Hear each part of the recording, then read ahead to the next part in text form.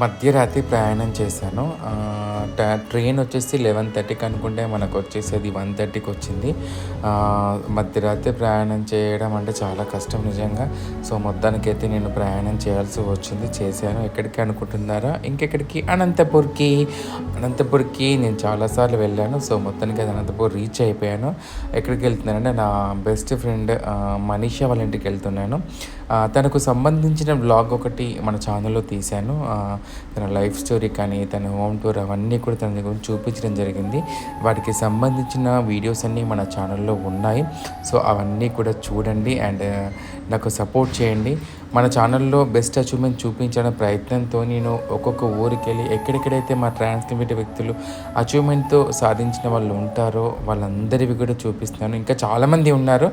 అందరివి కూడా చూపించడానికి ట్రై చేస్తాను. సో, వీడియోస్ అన్నీ కూడా చూడండి. Thank you so much. నేను మిస్